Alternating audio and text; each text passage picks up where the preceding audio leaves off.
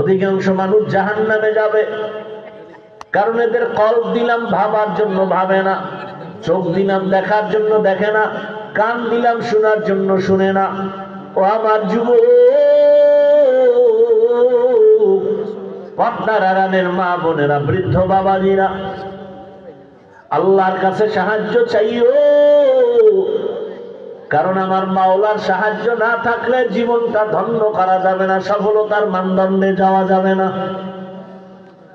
আল্লাহর মোহাব্বত নিয়ে সামনে আগাও, নামাজ আর ধৈর্যের মাধ্যমে আল্লাহর কাছে সাহায্য চাও। ডাক্তার হও, জীবন সফল হবে। ইঞ্জিনিয়ার হও, জীবন সফল হয়ে যাবে।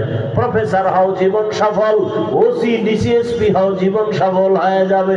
আল্লাহর রহমত, পাঁচ বেলার নামাজ আদায় করো। রহমতের নবী বলেন, বাইনাল আবদি ওয়া বাইনাল কুফরি তারকুস সালাহ। মুমিন আর বেঈমানের মাঝে ব্যবধান নামাজ। বেঈমানেরা নামাজ পড়ে না, মুমিনেরা নামাজ ছাড়ে না।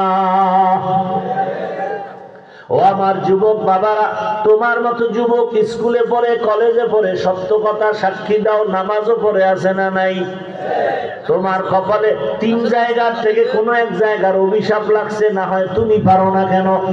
তোমার মতোই তো যুবক ইংরেজি পড়ুয়া জীবনে মাদ্রাসায় পড়ে নাই, এমন যুবক র্যাব আর্মি পুলিশ বিডিআরের চাকরি করে নামাজি দাড়িওয়ালা, তুমি বলো আছে না নাই?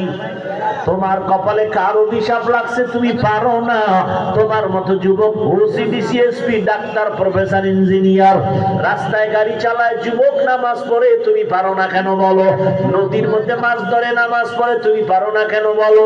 কৃষি কাজ করে বান্দা নামাজ পড়ে, তুমি পারো না কেন বলো? কত ব্যবসায়ী ব্যবসা করে, আজানের সময় দোকান বন্ধ, নামাজে যায়, তুমি পারো না কেন? ও চাকরিজীবী বাবারা, তোমার মতো চাকরিজীবী কি নামাজি নাই? বলো তুমি পারো না কেন? কয়দিন এই বাহাদুরি করবা? এখনো সময় আছে, তওবা করে নাও।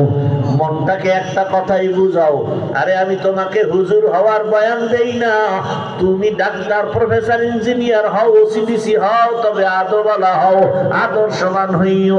নবীজির আদর্শের উপরে দামি কোনো আদর্শ নাই। দুনিয়ার সব